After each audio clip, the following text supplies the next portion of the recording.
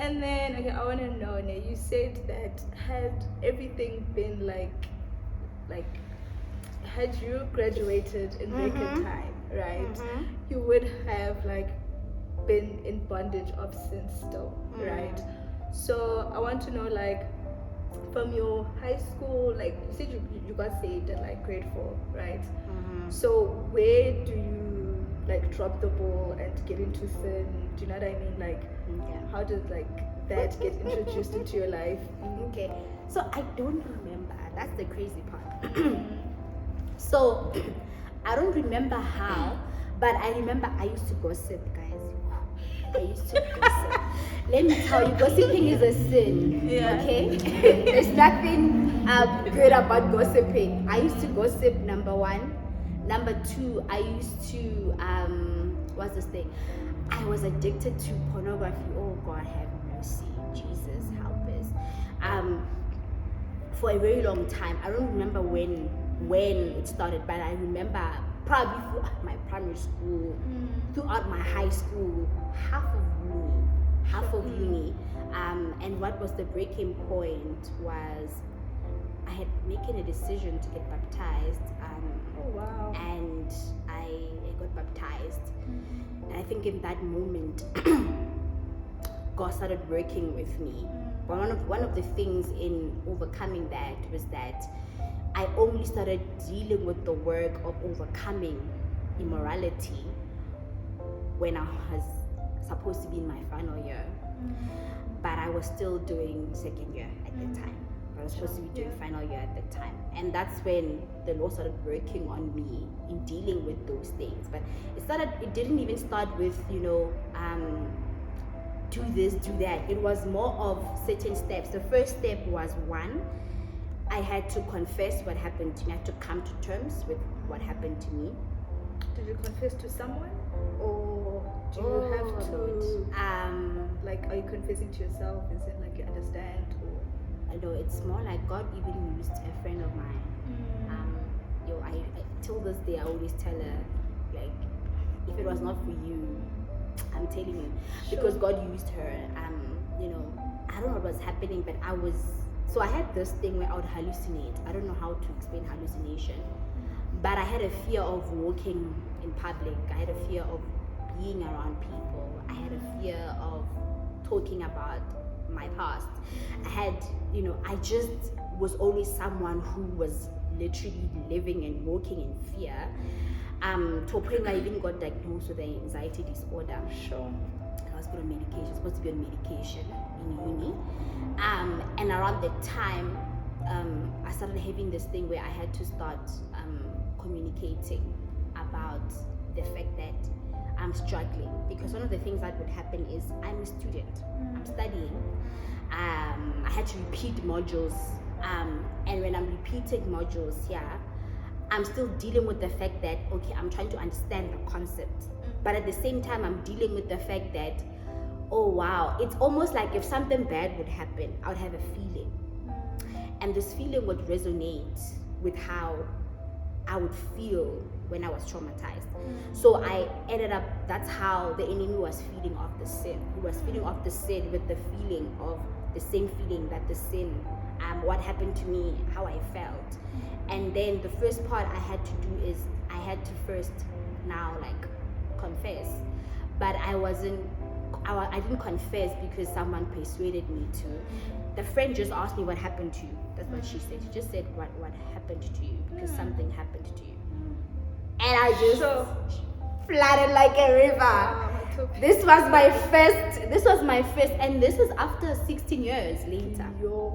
It's a very long time to talk about something, holding something on for 16 years and having to speak about it because of triggers like that, and failure as well, because now I was dealing with the fact that, okay, I have to explain myself, like I have to explain my story of what's happening. So because I had to deal with all of that, I had to now start overcoming the thing. So the first thing was confession. The second part was cutting things off. This is called refining. So one of the things I had to first do was have an understanding that I can't control what happens to me, you have no control of what happens to you, but you have control of what you do with what happens to you. You know, we can all experience the same story, same environment. One person can still be in bondage, one person can be free. That's why even now when I'm talking here, I'm not trying to, self-pity, victim mentality type of a thing. But I'm saying that I can choose that, okay, that thing is part of my story, but it's something God works with to get me. And it's not who I am. It's not a reflection of how awful God is, because God is a good God. Despite what happens to us, his identity has nothing to do with what happens in our lives. But for me, it's dealing with that. First of all, the first thing I did is I called home and I said, I need a therapist now. Now you can imagine I'm calling at home and I'm saying I need to be in therapy. They don't know this why. Is after you confessed to your friend and yes. realized you could say okay. Yeah. Because what happened to me is I remember I was walking in Hatfield. And I saw someone that looked like someone from home. I don't know what happened. I ran away. I literally ran to my place. And I slept for 12 hours straight. I didn't wake up. Wait, when you say you saw someone that looked like someone from back home, is this now the people that you didn't want to see in varsity? Yes. Okay. So actually I did see someone from home. Not even someone that looked like. What? Okay.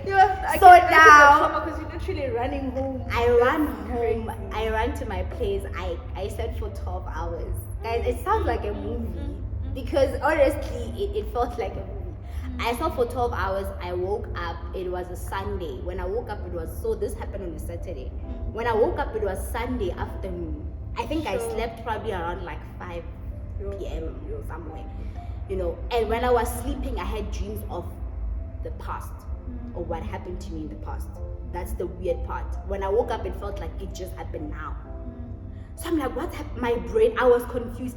The brain is such a powerful thing. People that, if you go to therapy, they would explain to you that your brain, when you're a child, it traps certain memories. It tries to protect you. So it traps certain memories at the back.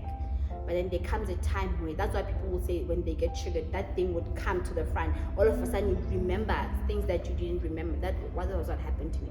So I called at home, I'm like, I need therapy. They're like, okay. Wait, at this point, are you exposed to therapy or no? It's the first time. I think it was the first time I went to therapy. Because the previous time when I went to therapy for like academic decisions, like courses I'm supposed to be, what I'm supposed to study. Funny enough, chemical engineering was one of them. Medicine was also there. All those things. But when I went now, I was like, I need to figure out what's happening with my brain. And at the time, I had just failed a module for the second time. Which one is this one? CIR. CIR 113. Yeah, no, that module. So I called. I'm like, I'm coming home. I need to see somebody. So I went home and I went to therapy. Oh my word. I think I didn't understand how serious my thing was until I saw my therapist. Sure. And she was like, take me back. Now I'm confessing. She is the second person I confessed to. My love story. I'm explaining to her. I'm like this. Christian yes, therapist? she's a Christian. She's a Christian therapist. And then she says to me, this is serious. You need to start working on it, because what tends to happen now is you are going to an environment that is like it's charging those memories. Because if you see someone, you see something, you're gonna get triggered. And right now, you can't afford to be getting triggers.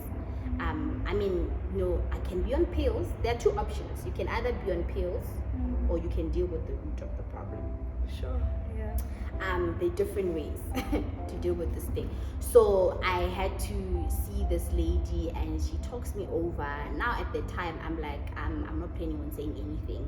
Like, it's none of anyone's business for them to know anything. It happened. No one was there to help me, so it's fine.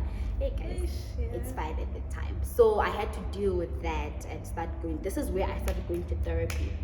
So I started going to therapy from that time. I think so you're going like regularly? Yes, but now I don't have to anymore. Okay. for now. Praise God. I don't have to anymore for now. But yes, I started going to, because I knew, okay, I don't feel comfortable sharing with any of my family members, any of my family, my parents, none of these people. So I'm just gonna go and communicate with this person, because academically now there's exclusions. You know, I went through hell, but it's fine. So that's what happened to me. So the therapist, what year in uni are you in? When I went to therapy, Like, yeah. I was doing first year for the 3rd time. Yes. It's a safe space. Listen, Yeah. it's laugh. I can laugh about it now Yeah, because I can't we've prove it. overcome So that. yeah, so I did first year. I was in the mainstream. So for me, I've been in the mainstream. I never went to extend. So you can imagine the journey. You know, I did the mainstream. Just to shorten my story, I did the mainstream. I did my first year. And when I did my first year, I failed 4 modules in total. I have 5 modules in the whole year. And then I got excluded, and I didn't tell anyone I got excluded. Wait, you had 5 modules? No, we had 12 months. 12. You mean in a semester? Yes. Semester. I mean all together. So first semester I failed 2 modules. So what I did is I failed 2 modules. I got a sub for 3 modules. I passed 1 module. I wrote 3 subs, 2 on the same day, and I passed all those 3 subs. Okay. And this was FSK, if you know, like this was, I wrote FSK and 158 on the same day. Yeah. So Matopi. yeah, for some reason I passed. You know, I survived. I didn't get excluded first semester. Second semester, things just downhill. You know, 164 took me to summer school. Yo, basically I struggled.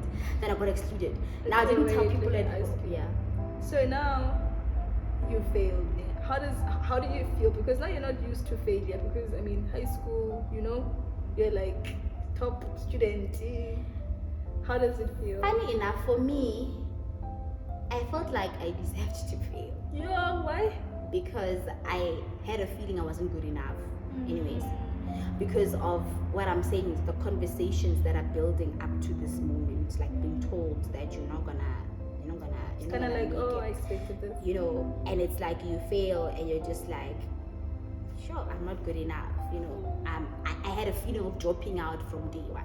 Yeah. But I stayed because I'm like, I mean, they Can't said, go back I mean, I literally said medicine no, and now everyone is looking at me like, okay, you didn't choose medicine, so clearly this has to work out. So I felt like I had to prove, I honestly felt like I had to prove people wrong. That's the thing. So because I felt like I had to prove them wrong, I didn't tell my family that I got excluded the first time. Yeah. And I was under a bursary. So the bursary drops me. Yeah.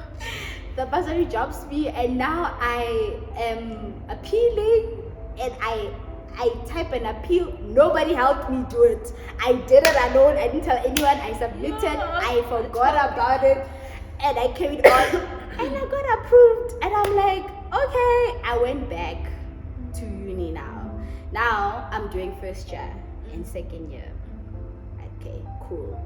I start doing that, and then things still spiral under control. I think one of the things that year was the year where the end of that year, that's when I called and asked my therapy, because that's when things just, you know, spiral out of control. So I called at home and I said therapy.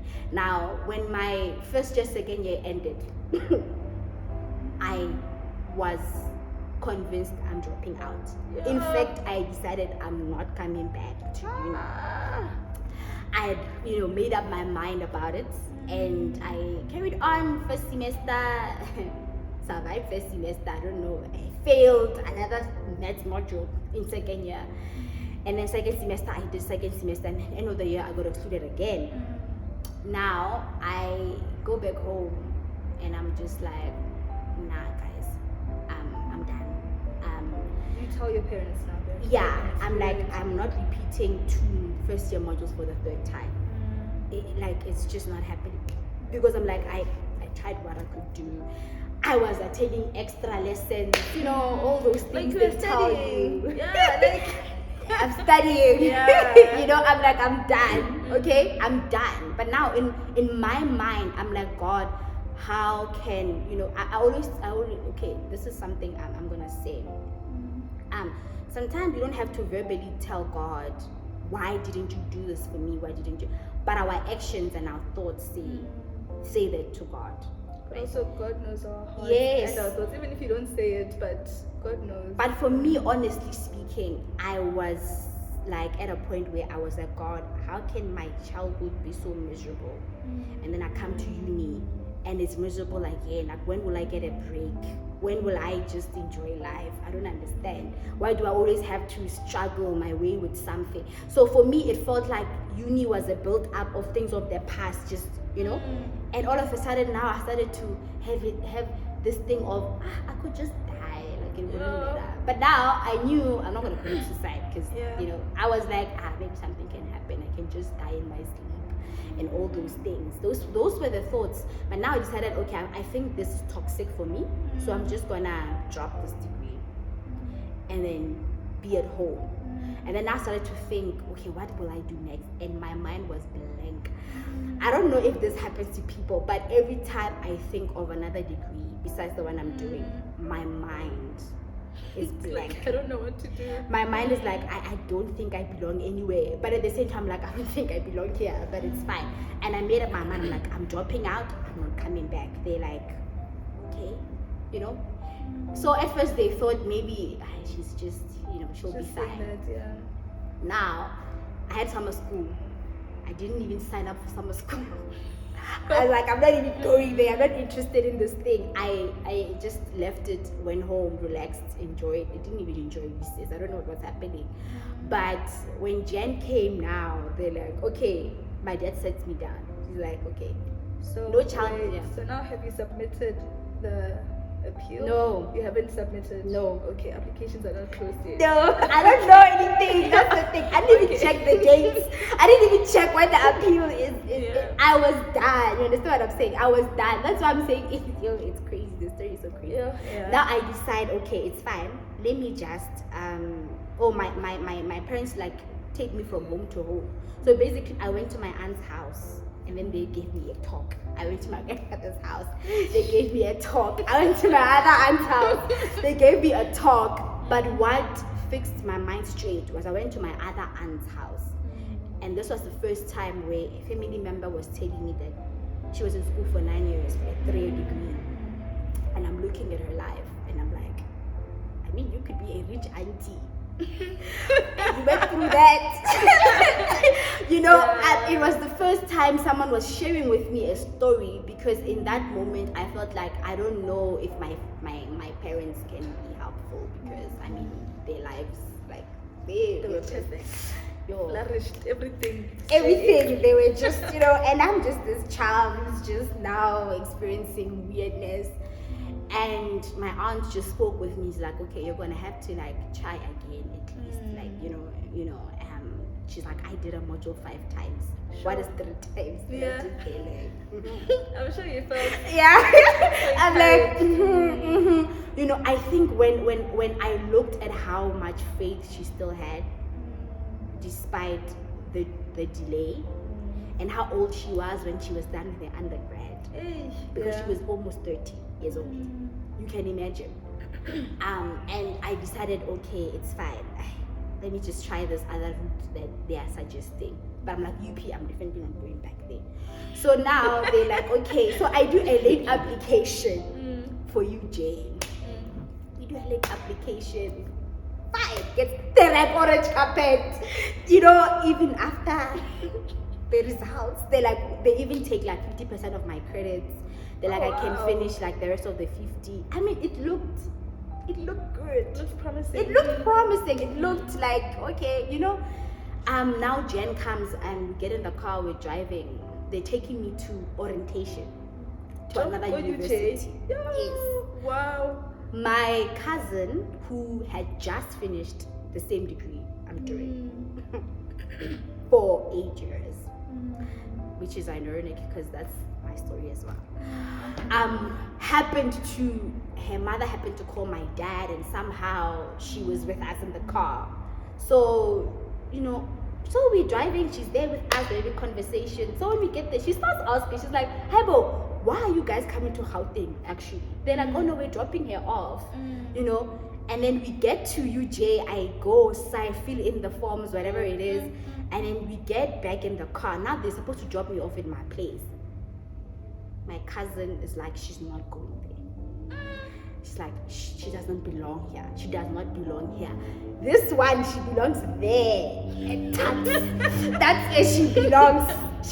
Here, she doesn't belong here. Now, it starts off small, but now it escalates that my dad steps out of the car with my cousin. They have a conversation, long conversation. Now I'm in the car with my mom and my other friend at the time.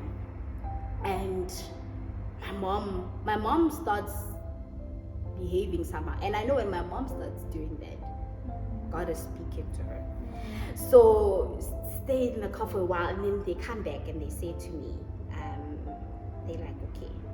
So one of the things I say this journey, the painful part about the process of studies, from someone that at the time my parents were paying for my fees, everything was on them. And not that I wasn't applying, I was applying, but I was getting rejections.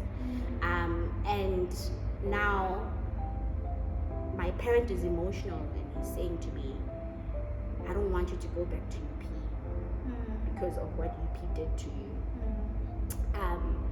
You know, and they're like, okay, but you have to decide what you want to do. But then I felt a stir, like all of a sudden I did not have peace about going to UJ. And it wasn't a piece of saying, I'm like, but it looks fine, you know.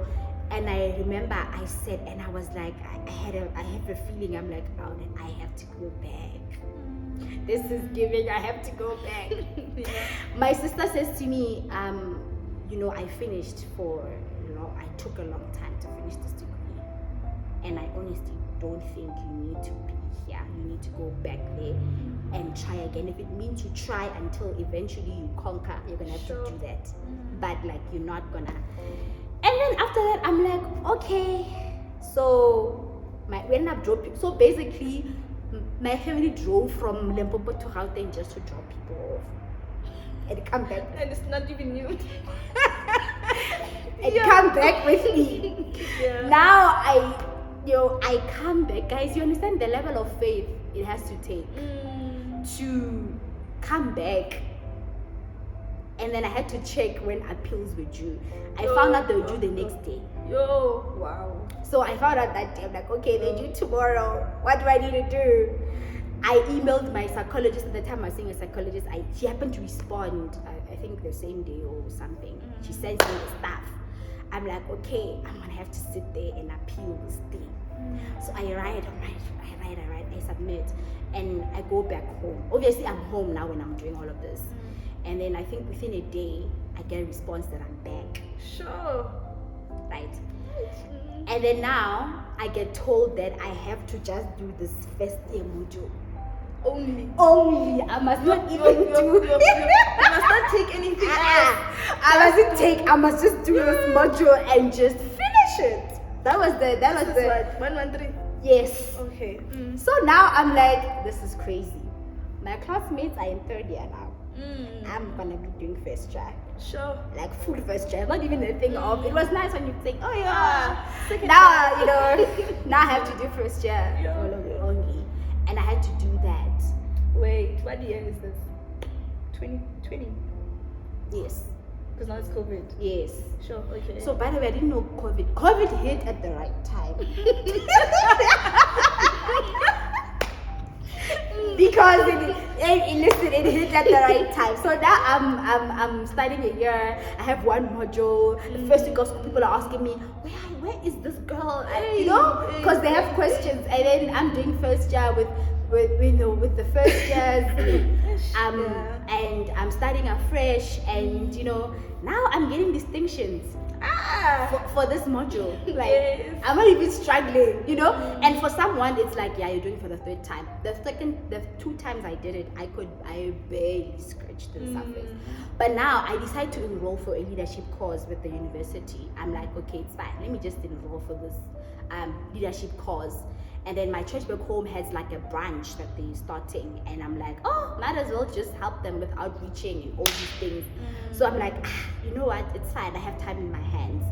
And I start doing all those things in that year, and I do this leadership course and all these things. And then I finish, we have lockdown. So I remember March comes, we have lockdown. I remember I left with a small bag. I'm like, I'm going home for a day. 2 days, I'll come back. That small bag ended up being 6 months being at home. I'm so glad I started to go home. Lockdown hits. At least you were home. My birthday comes, and 4 days before my birthday, they're like, you can't buy cakes, you can't buy cold drinks, you can't buy, you can imagine. I have a dream. I'm like, my 21st birthday is gonna be epic. And now here I am on my birthday trying to make dukuku. Oh, Matopi. It was so sad. Like, and I'm looking at my life, I'm like, yo guys, this is so bad. Medical aids are kicking us out. I mean, 21 is an age where you're like, it challenges you a bit. And then next thing I know, I had to be at home, and then after that I had to get my act together. And then after that we come back. So one of the things, the lady at the time that was an assistant lecturer for the module I was repeating, she had a conversation with me, and this is what she's till this day. I honestly believe that if you're going to be a lecturer, you're going to be a teacher. You can change someone's life by the words that you speak. This lady says to me, I did SWK 3 times. I finished my degree in 6 years. I struggled, but I made it. It's like, this module, you're gonna be fine, you're gonna make it. I remember at that time, started doing this thing where they would give awards, and then I got awards for staff. I was seeing my name there, and I'm like, how? Oh, wow. I was getting to know my class at the time, and that helped me to branch. Now, because of what my mom had said to me about making friends and whatnot, I decided, you know what, if I'm going to be delayed like this, I'm not going to be one of those oldies, in class where they're like, yeah, that guy has been here, who's in a corner somewhere. I was like, I'm gonna be inside. You're not even gonna think I've been here for years.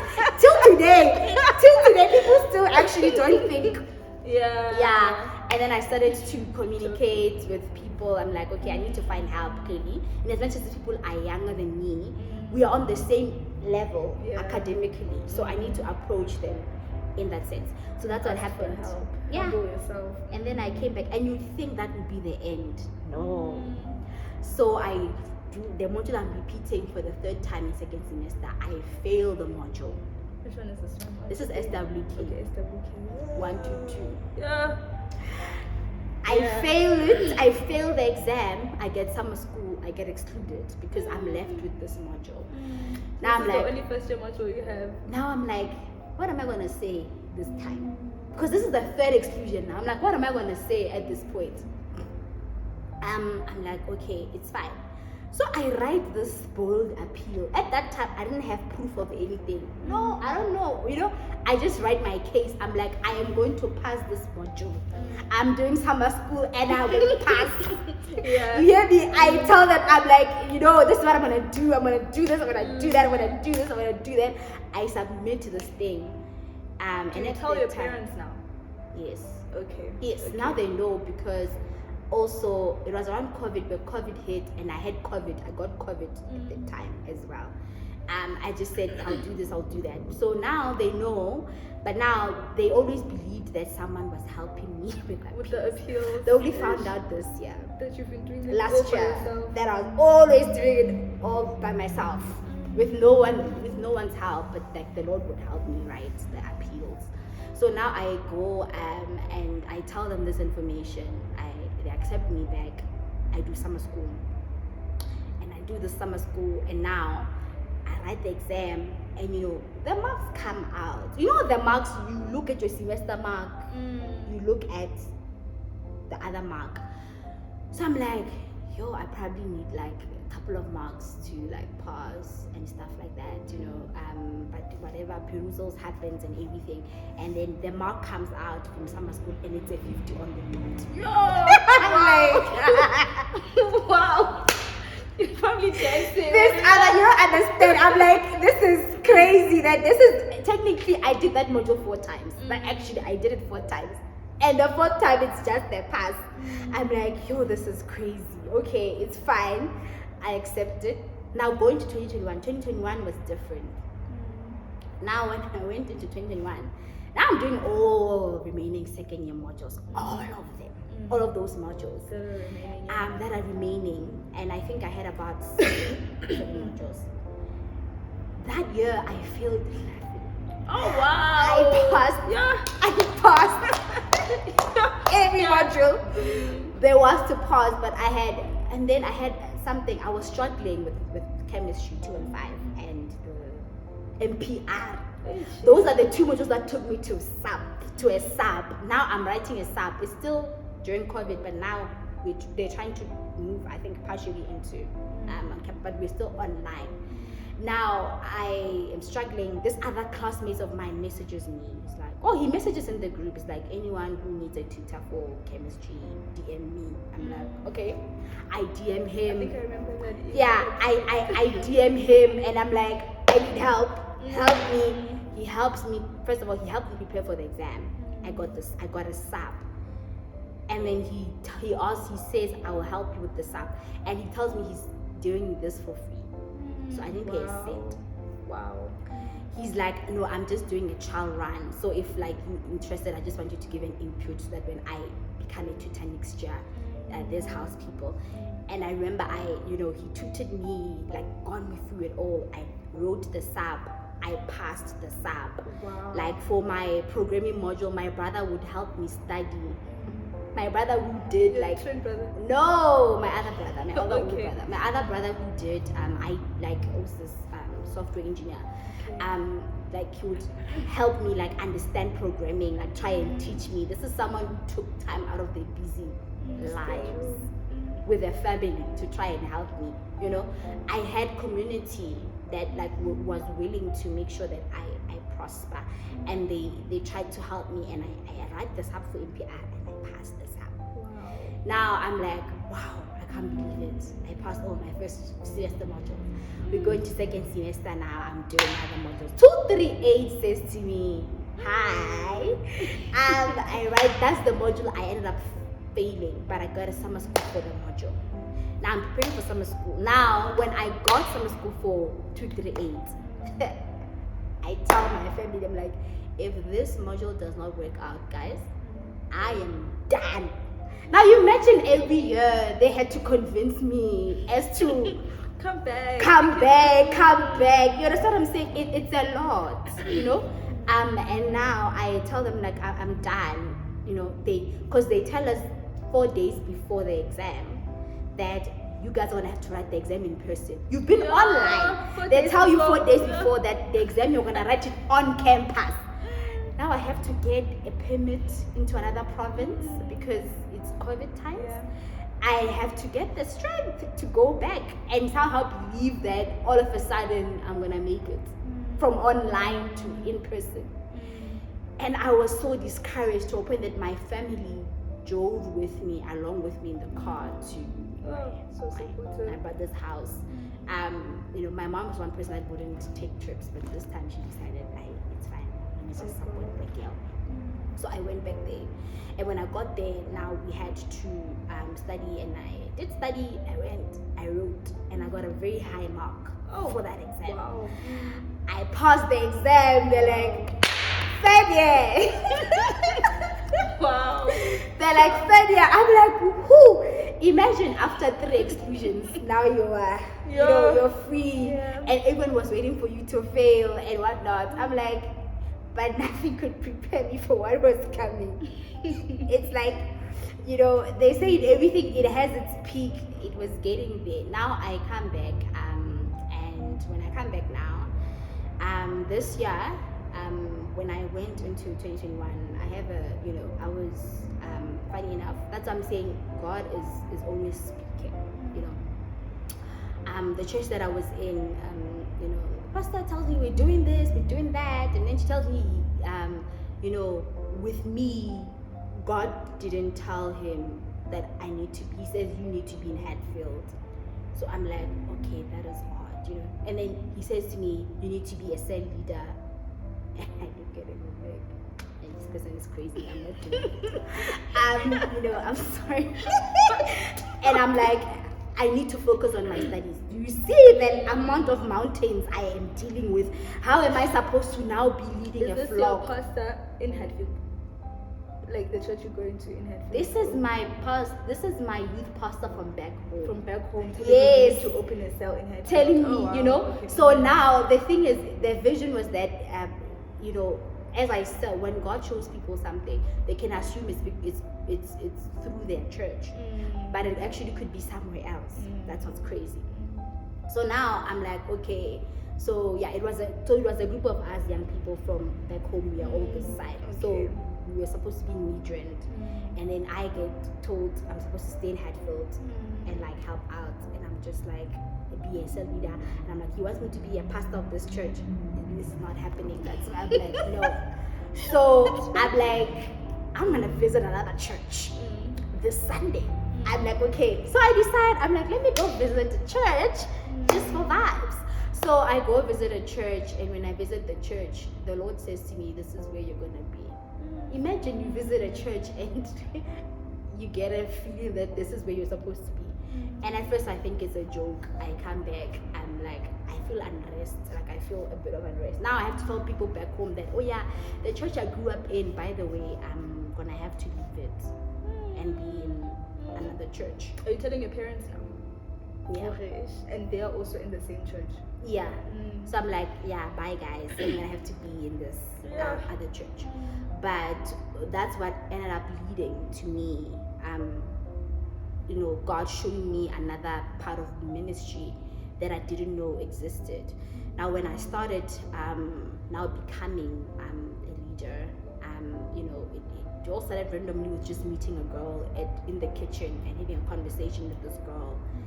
And now she's telling me things, you know, and all of a sudden people start getting saved, and you know, and then they start to tell me, like, we don't want to be sitting and hearing other people, you know, tell us. We want you to be the one to tell us what's happening. Now I'm in the middle of third year. Third year just started. Third year is hectic. And are you're doing full third year? I'm doing full third year. I'm studying third year. You know, third year I became first year all over again. Which is exciting. It's fine. Third year, like starting, you have all your modules now. You're feeling. It wasn't exciting, really? Funny enough for me. It was scary because of how hard third year was for me to like survive. But you didn't know that before you started. Oh yeah, I didn't know that. I'm like, oh, full third year modules, and now I'm in a new church now. Funny enough, this is where I got to meet all my close friends in the church. I'm going to now. But I start like, you know, understanding, you need to preach the gospel. But now God starts using me to like preach the gospel where I'd meet strangers and they'll just start telling me their business and all these things. And they'll also start working on me. Why? Because he had already started dealing with getting my character in the right place. Is it dealing with the sin? You can't lead someone, you can't tell someone to stop doing something if you're still struggling in that thing. And now academically things are looking crazy. Now things happen. I will not go into deep also what happens. I lose my laptop gets stolen. Because one of my friends took it, and then anyways, and then my laptop gets stolen, and around this time there's a funeral at home, and I couldn't go to the funeral because of the laptop, and I had a semester test. Now the Lord says I have to start a cell that same week, and I'm getting told by another family member that in case you're thinking of starting a cell, don't. You know, and I'm dealing with things. You can understand, we are in uni to study, guys. We are in uni to get degrees, you know. But is that all to God's agenda for you being in an environment to just get there, get a degree and leave? Or is there people attached to you that God wants to reach because of you and your journey? Now around this time I had started helping people with appeals.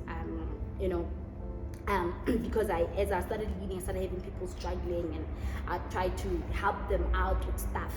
Now I have to start this thing, and I'm discouraged. So I start this cell, and I am preaching in one of the people. Wait, sorry. Yeah. With your family member that said don't start the cell, were you opening up and telling them that, oh, I'm gonna start a cell, or did they just have a? It was like a conversation to say, you have a lot on your plate.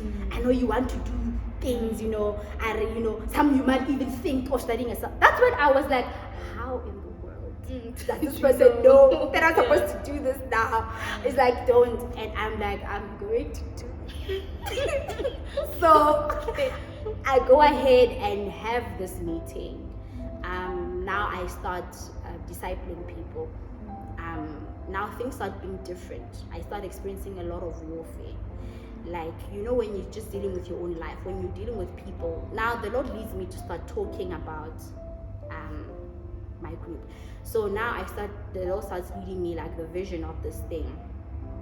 To say that I'm supposed to, people are supposed to be friends in this group. Some people don't have friendships. Create an environment where people can be united. Again, people have traumas. I want to reach them. I want to be their Lord and Savior. But what happened to them, it's giving them a blurred view of who I am. They need to start dealing with that root. Then the symptoms will automatically fade away. That you need to start sharing your story. You have to start talking. So I didn't know. I'm start talking. By the way, by this time, I'm still like, like after 3 months, I'd fall into sin.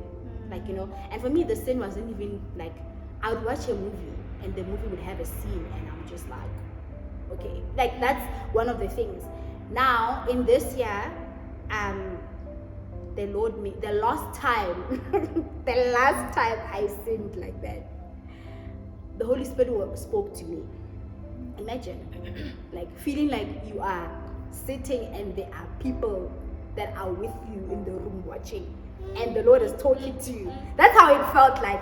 And it's like, it was like a voice that said, like, you now have to talk about this.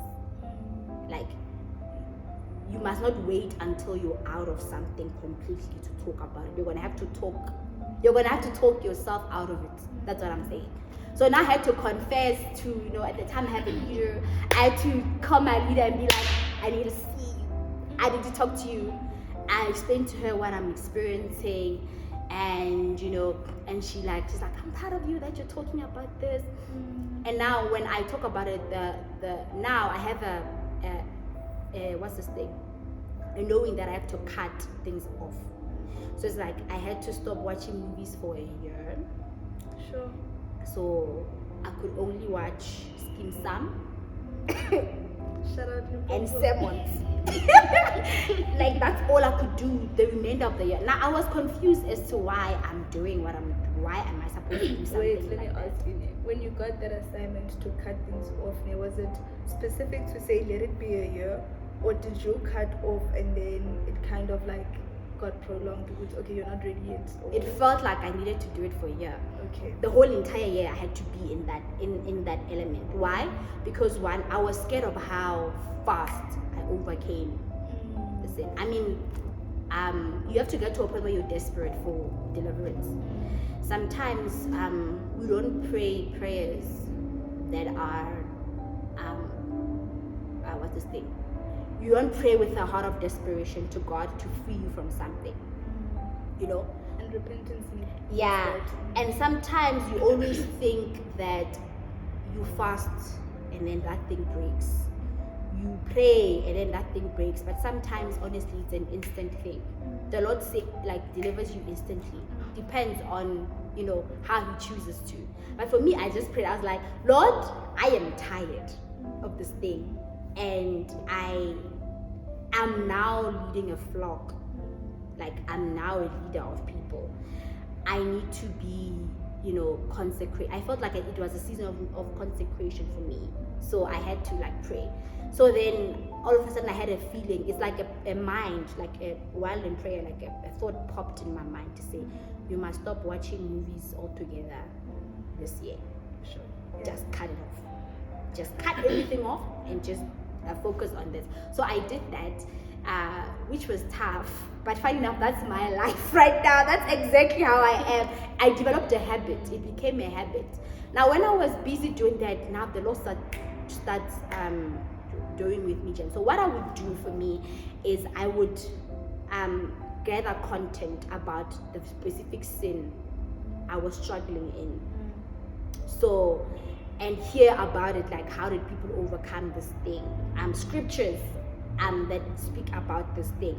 And I would hear, and I started to pinpoint. Now, that's when I found out that most people that go through molestation, women, most of people that are addicted to porn and all these things, right? Most of them, they got molested. It's scientific. Yeah, there's a link. So I'm like, yo. And then now the Lord leads me to know that if you're struggling with something, you have to speak up. Like sometimes the freedom is in you talking about it. Yeah. Sometimes the freedom is in you surrendering, right? Praying and surrendering. Sometimes the breakthrough isn't just leaving certain friend groups. The breakthrough, there's a lot of ways. I can't say there's one way that God deals with people, because God knows us differently. We are all different in the Lord's sight. But I had to do that, and I did that for the whole year. It was tough. But by the time the year ended, now I was meeting people, and I would educate them about this now. That, okay, this is what you need to do. You need to start confessing. You need to start talking about it. And for me, it was a thing of now, that was like, I knew for me, I had to not be a person who's going to be going around trying to, like, what do you think? Should I talk about this? Like, because I had this thing where I suffered a lot, because I felt like if the world knew what happened to me, or even people around me, I would, like, my reputation, I won't have a reputation. So I was so scared of a reputation that even during this, I was like, my reputation. But I had an assignment to say, we are in the last days. Jesus is coming back very soon. And this is a time to share. We overcome the enemy by the blood of the Lamb, yes, but also in the power of our testimony as well. So I had to do that and start sharing and start, I started to see people get delivered, people get set free, people start getting serious about God. I started learning, how to hear the Lord's voice. Now, academically, as I told you, things unfortunately in that moment went bad. Now, this is bad because now I'm like, imagine the hypocrisy. It felt like the hypocrisy because I'm like, we're not being a hypocrite. I'm like, okay, so you are busy telling people, you're busy discipling people, you're telling them academic success, this, and then you're struggling, you literally fail. Like, what are you going to say? That's how I felt. Sure. And then, so hard. When I went home in December, this time, I was so discouraged. My mom says to me, she's like, I don't care what your report is saying. What I know is final year is where you're going. This woman. It's like, I don't care what the state is saying. You are doing final year. Like, I don't care. Sure. By the grace of God, that year I did not get excluded. Wow. I will not go into detail, but I will tell you, I don't think it's possible. But I did not get excluded that year, and I was shocked to the brim.